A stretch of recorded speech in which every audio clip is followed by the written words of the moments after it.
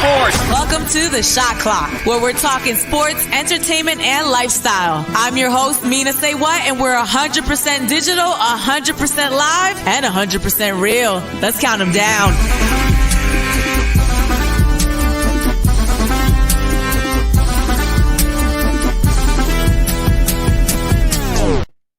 Welcome to another edition of the Shot Clock. It's our digital sports show. I'm Mina SayWhat, your host. Just a heavy week with DMX passing away. It's such an inspiration to a whole generation. We're going to try to brighten your day up a little bit. Joining me today, my co-host, Terrell Thomas, senior sports and entertainment editor at These Urban Times. Hey, T. Hey. Good afternoon. Good to be here. Good afternoon. How you feeling today? I'm feeling good. As you said, sad news about the late, great DMX. That definitely was very emotional this weekend. It was great to hear people celebrating his life and playing his music and getting him back in the top 10 and top 5 on iTunes. But I feel great. Happy to be here. Yeah, same. I mean, I think it was kind of like a reflection for all of us regarding what he meant to us, what his music meant to us, and what a unique artist and individual he was, and how authentic he was to himself. And we're just going to continue doing that this week. We have a host joining us.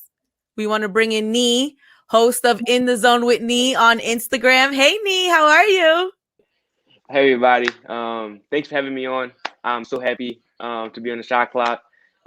As Mina said, In the Zone with Nee, you can see in the background right over there. I'm on Instagram, do a little bit of YouTube, do a little bit of TikTok, stuff like that. But yeah, talk about sports. I interview people every single 2 weeks to a month, stuff like that. But yeah, thanks for having me on. No problem, Nee. So the whole premise of the show, we put ourselves on a shot clock. There it is. We are timed. Let's get to in the playbook. So this is what's going on in the playbook. Ben Simmons, the bashing is back. I feel like our fan base was happy with Ben for a little bit, and now we're back to the Ben haters coming out the woodworks. This happened after our loss to the Pelicans. The Sixers dropped to number 2 in the East, so obviously that hurt us for a bit. The Nets crept up to that number 1 spot. There was a lot of blaming on social media. Ben was the person that was receiving a lot of the blame. Here's what Doc Winters had to say. Doc Rivers, my old boss, his name was Doc Winters. So I just had like a little flashback. But here's what Doc Rivers had to say about Ben's aggressiveness. I want him to be aggressive, but I think you think of aggressiveness and him being aggressive scoring. I think of aggressive as him getting to the paint and creating plays. He can have an aggressive game for me where he doesn't shoot a lot, but he was aggressive and he used his speed, right? So I guess the conversation today is, what do we want to see? What does aggression mean?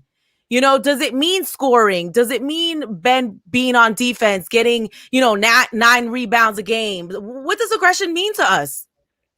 I mean, for a player like Ben Simmons, aggression does look like getting his teammates involved and the impact in which he puts on the game. I think that's each player's aggression level varies depending on their skill set, because you can see a player and how they impact a game. Steve Nash, per se, when he was in the game and in his prime, maybe getting 17 or 20 assists, you'll say he's aggressive and, he's penetrating to the paint, or he aggressively finding his teammates. A player like a Steph Curry or a Michael Jordan, who's known more for their scoring presence, if they put up 50, 60 points, they'll say, oh, they're aggressively putting the ball up or shooting the ball. So I think that kind of varies depending on the player and what their skill set is.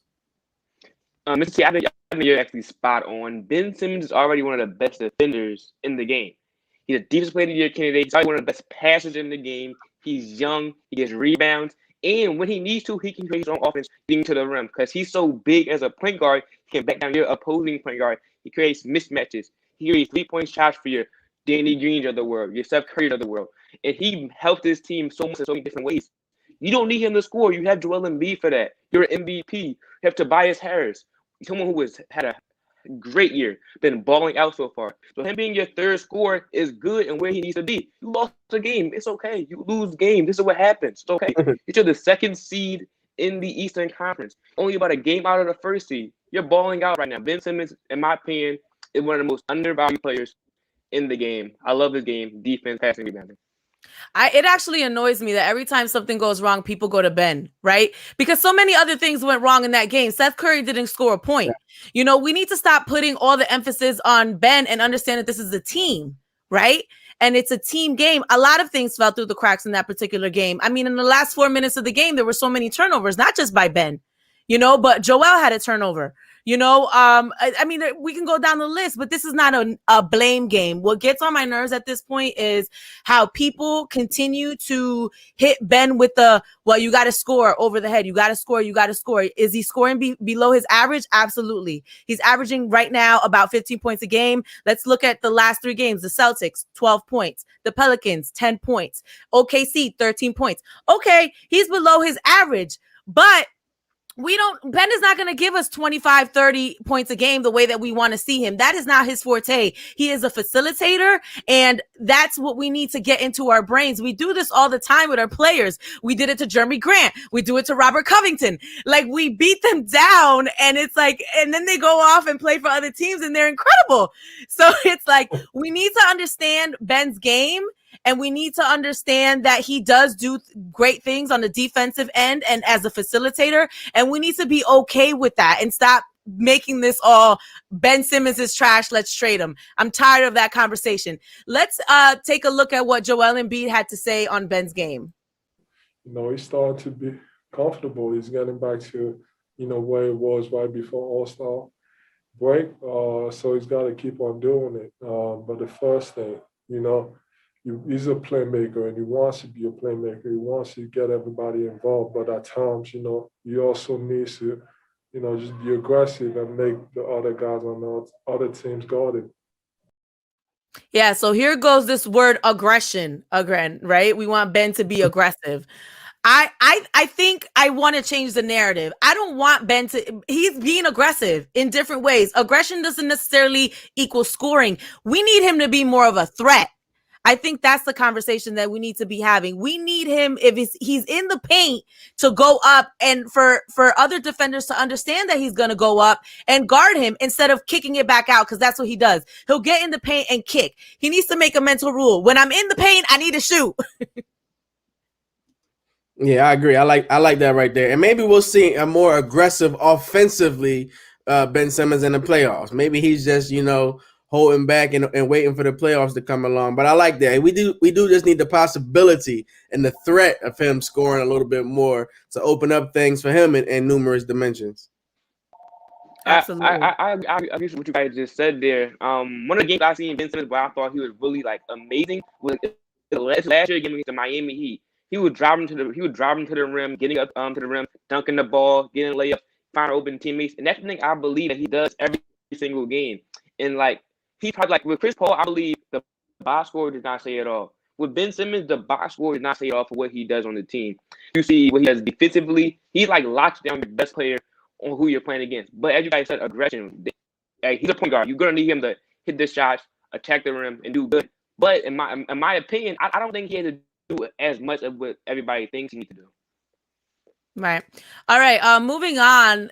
There's a report saying that the Eagles would pursue Texans quarterback Deshaun Watson. I personally do not understand why this is even a report. The man has 22 sexual misconduct lawsuits. The fact that we're even considering that, I mean, there's any team, not just the Eagles, any team at this point, we'll wait and see how this lawsuit goes. This is who you want leading your team? Someone that even has this on, going on in his personal life, whether it's true or not, but I'm really bothered by the narrative that is being formed when it comes to the Eagles and our quarterback, right? There's all this contradictory messaging. Well, yeah, we're riding with Jalen Hurts, but then there's these rumors. We want, we might get Russell Wilson. We would like that, or Deshaun Watson. Do we need another quarterback? Is this something we should be talking about as a franchise? I think it's still kind of early. The tape's not out on what we can really see from Jalen Hurts yet. I think when you hear the names Russell Wilson or Deshaun Watson, I mean, when those talents are on the field, those are possibly 2 of the top 5 overall talents in the NFL. So, of course, if you get an opportunity to bring either any one of those players or a talent with those names, you look at that. You look at that. But Jalen Hurts has proven that he's a winner on a collegiate level. We just have yet to see what he can do in the NFL. So I think it's always good. It's always good to look around and see how else you can improve your team, and especially when you have an unproven product at the quarterback position such as Hurts. Well, I believe that Jalen Hurts had not been playing that well. Everybody makes him seem. He was throwing sub 60% completion percentage. He was not throwing that many touchdowns. He had his touchdown to interception ratio wasn't that good. But like we talk about the Deshaun Watson, Russell Wilson type of player, these are the best quarterbacks in the league. These are like the guys who make your team Super Bowl contenders. It's not trading up for a quarterback. It's not trading up for a Justin Fields or Trey Lance. This is Deshaun Watson, someone who led the league in passing yards. Russell Wilson, Super Bowl champion. If you can get these people on your team, this automatically gets you halfway there. So if you can get them, I say go out there and get them. Yeah, I just wish the Eagles wouldn't have came out the bat and said, you know, Jalen is our guy, because then you have all this other contradictory evidence saying that maybe Jalen isn't your guy, you know, and it kind of creates the same Carson Wentz, Jalen Hurts situation that we had before when you're kind of putting quarterbacks up against each other or not, you know, really, you're creating another quarterback gate, really, you know, and this sucks for Jalen. You know, how do you even step onto the field with a team that said they were riding with you, but then there were reports that they were trying to get other people, you know? So it's like, how do you get the best product from someone when you're telling them, yeah, we have confidence in you, but if we could, trade for the guy that has 22 sexual misconduct lawsuits, we would. So we'll see what happens with that. Okay. Now moving forward, Sylvester Stallone will not be appearing in Creed 3. My mind was immediately blown. I was like, what? So I want to point out that not only is Michael B. Jordan starring in this film, but he's also directing the film. This is what he had to say about why Stallone is not returning. His essence and his spirit, there's always going to be a little bit of Rocky with Adonis, but this is the Creed franchise. And we really want to build this story and this world around him moving forward. So it's always respect and always love for what he's built, but we really want to push and navigate Adonis forward and the family that he's created.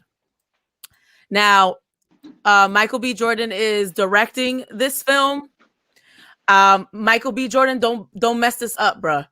Like, don't mess this up. When I saw Sylvester Stallone wasn't coming back, I'm like, we have a whole statue of a fake character in Philly because we are so tied to this franchise. I cannot see a Rocky spinoff without Sylvester Stallone. How do you guys feel about this? It's amazing, quite honestly. And when you come into my home downstairs, I have a poster of the first Rocky film. So Rocky, as you mentioned, as Philadelphians, Rocky is definitely someone that's special and in our heart. I do, hearing that news, I was like, wow, how can you have something, as you mentioned, that's a part of the Rocky franchise without Rocky? But I guess that just shows that we're becoming a little bit more seasoned in this life because it's a new day, a new generation, and they are. I kind of can dig, like, hearing what you just read and what Michael B. Jordan said.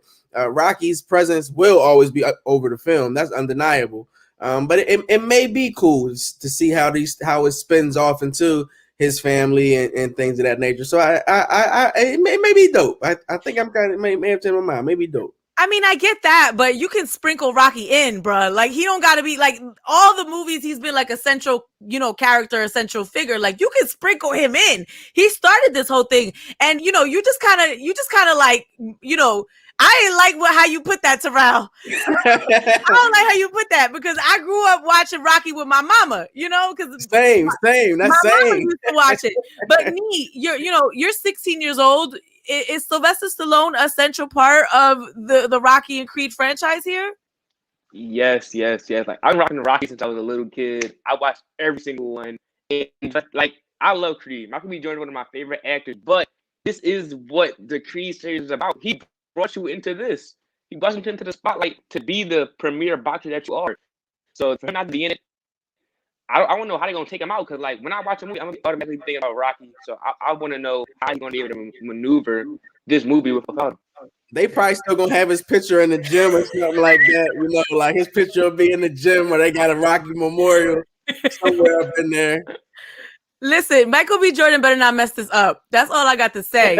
Listen, I'm like, you remove Sylvester Stallone, the next thing you know, he gonna not film in Philly. Like, we will come for you, bro. You better not mess this up. Creed 3 is out in November of next year. So we'll see what happens. Nee, thank you so much for joining us. In the Zone with Nee, how can people check you out? Well, as In the Zone with Nee, I'm on Instagram, I'm on TikTok, I'm on YouTube. But just go to my Instagram though, In the Zone with Nee. I'm all lowercase, In the Zone with Nee, right there. Oh, sorry, right there on my board. But yeah, go to my link tree in my bio. You can see my TikTok, my YouTube, my Twitter, my Instagram. I'm posting every single Wednesday, Thursday, and Sunday. I have an interview coming up this Saturday. So yeah, thank you guys for having me on. And yeah, check me out there. Nee, you killed it. Thank you so much. You did an excellent job. Thank you guys for having me on, as I said. Love Shout out to your mama. And here's a word from one of our sponsors. Stop overpaying for wireless. Switch to Boost Mobile and watch your bill drop. Plans starting at $10 a month that match your data needs. Think your phone company can get down like that? Get started for as low as $10 a month. All on America's largest 5G network for less. Boost Mobile. Welcome back to the Shot Clock. It's our digital sports show. We are way behind on the clock. But Nee did his thing. Okay, Nee. We like Nee. I'm Mina SayWhat, Terrell Thomas, senior sports and entertainment editor from These Urban Times. So we got to move through the next couple of things. Let's get into Shoot Your Shot. This is where we talk about the players' personal lives.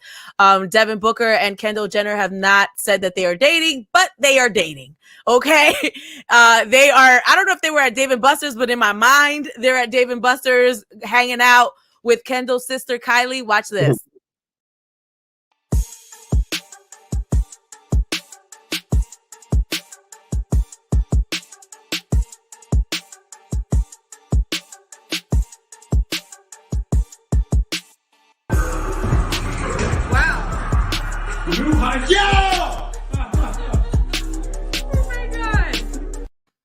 That man is intense, even playing Papa Shot.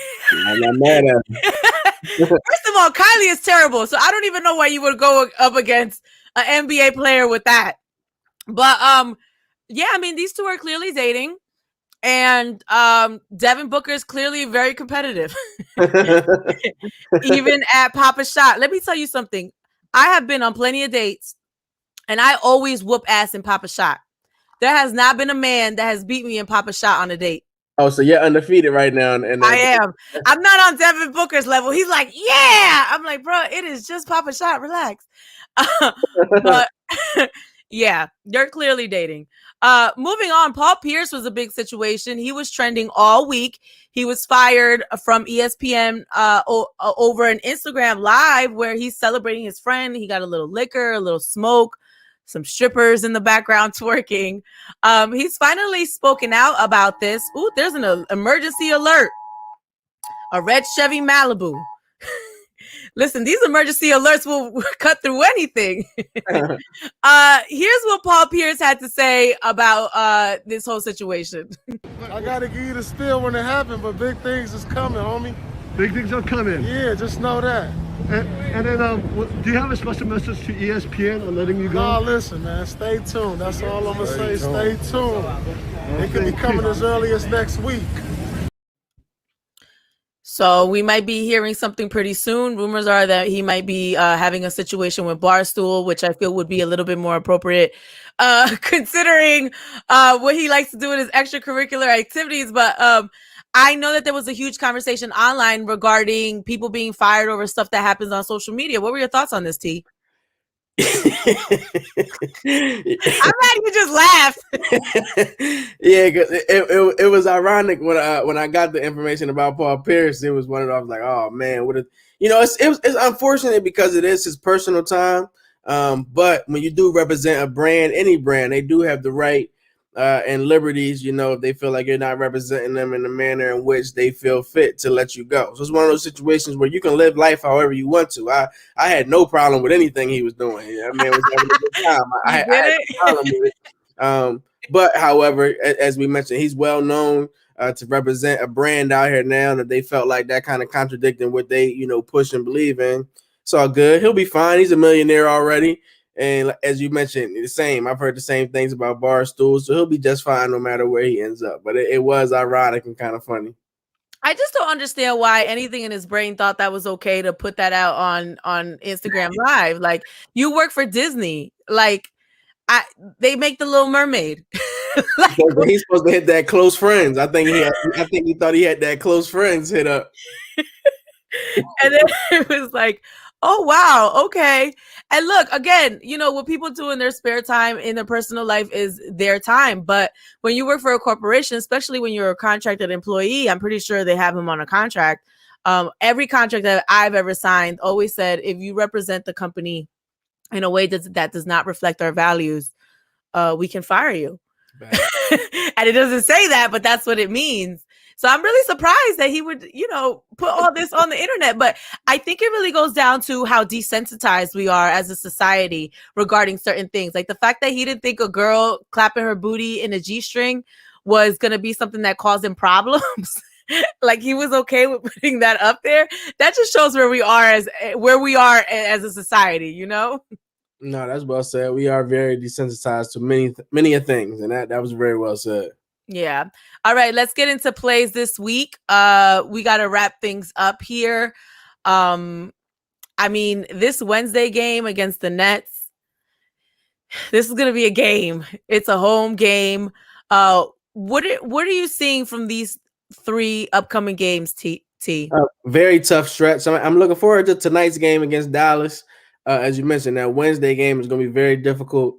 If the Sixers can just go 2-1 in this upcoming set, especially having the Clippers, I feel like they'll be good. Tough stretch, though. Doesn't say a lot about the team this week.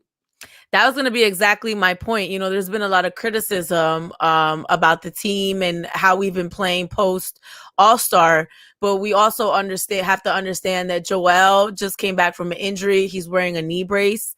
So obviously there's some adjustment there. The team had built a nice little chemistry without Joel. Now you plop them back in. People got to readjust. People got to find their rhythm. And obviously Ben is, Ben is struggling with something mentally, I'm sure going online and seeing I hate you every day doesn't help him.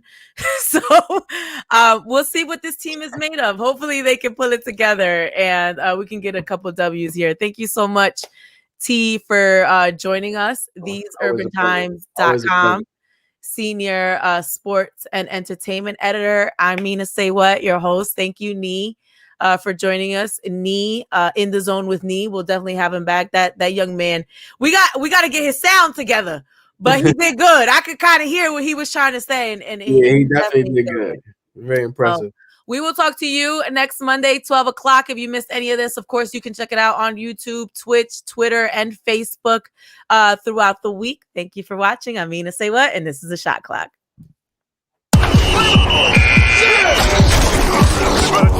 Thanks for watching The Shot Clock. I'm your host, Mina SayWhat, and you got something you want to talk about next week? You can always hit me up on social media at Mina SayWhat. And make sure you join us 12 o'clock next Monday on R&B Philly's Facebook, Twitter, YouTube, and Twitch. We'll see you then.